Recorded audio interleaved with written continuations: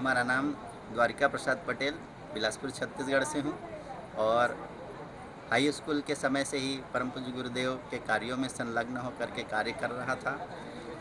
पत्रिका अखंड ज्योति के माध्यम से ही मेरे अंदर में प्रेरणा जगी कि मेरे को परम पूज्य गुरुदेव का गायत्री परिवार के अंतर्गत कुछ न कुछ कार्य करना चाहिए।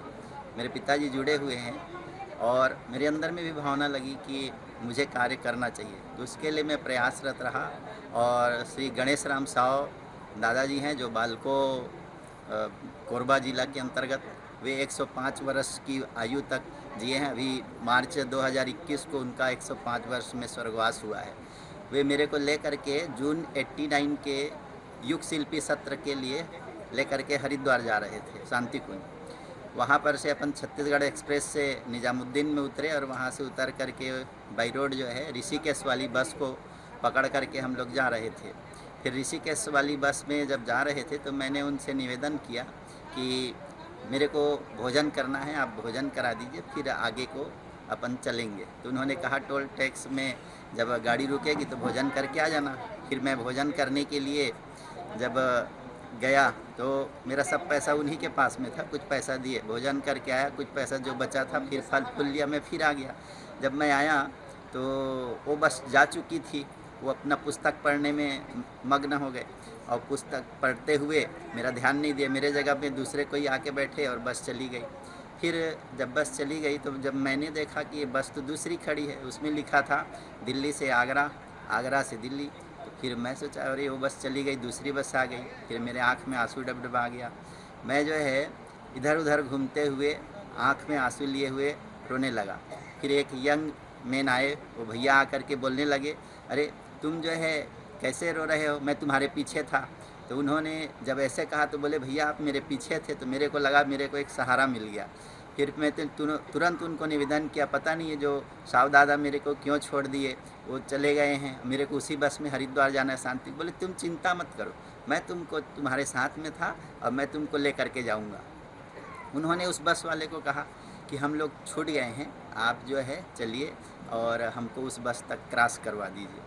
फिर उस बस में दिल्ली महानगर में मैं लगभग 20-25 मिनट तक उस बस में सफ़र किया। उन्होंने मेरा हाथ पकड़े रहा और हाथ पकड़े पकड़े जो है जब हम लोग जा रहे थे तो मैंने बस को क्रॉस होते देखा, ऋषिकेश वाली बस को।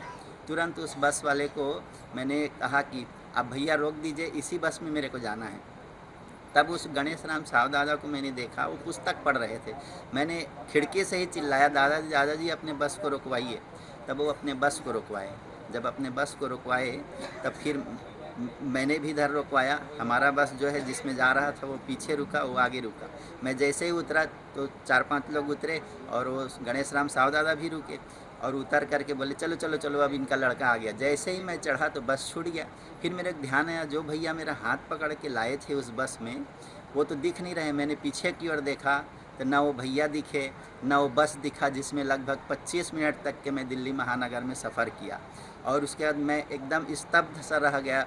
अद्भुत आश्चर्यजनक जो घटना घटी मेरे ऊपर में, मैं देख कर के बिल्कुल आश्चर्यचकित। फिर उन्होंने कहा कि बैठ जा बेटा, तू शांत हो जा, तेरे को तो गुरुदेव जो है चमत्कार करके उतना बड़ा बस निर्माण करके ले आए। सचमुच दाएं बाएं इधर उधर जाने का कोई रास्ता नहीं है, लेकिन वो बस मेरे को पहुंचा करके अचानक गायब हो गई। जून 89 के युग शिल्पी सत्र के समय जाने के समय ये जो अद्भुत और आश्चर्यजनक जो घटना घटित हुई, ये मेरे जीवन में बहुत बड़ा परिवर्तन लेकर के आया। और मैंने विचार किया, जाकर के परम पूज्य गुरुदेव परमनिर माता जी को प्रणाम किया। और एक बार नहीं, मैं 3 बार लाइन में डबल लग करके प्रणाम किया और गुरुदेव को मन ही मन देखता रहा, पूछता रहा। फिर गुरुदेव मुस्कुराते रहे हर बार।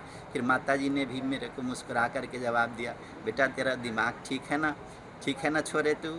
तब मेरे को लगा कि इन लोग सब जान रहे हैं और मेरे को उस घटना से अवगत होकर के मुस्कुराते हुए जवाब दे रहे हैं कि तू अपना अब काम कर, युग शिल्पी सत्र कर। फिर युग शिल्पी सत्र करने के बाद में जून 89 के बाद में मैंने ये विचार किया मैं अपने पढ़ाई लिखाई को करने के बाद में अपना जीवन गायत्री परिवार में लगाऊंगा और अभी भी लगा रहा हूँ। गायत्री शक्ति बड़े बिलासपुर में सेवा दे रहा हूँ। धन्यवाद।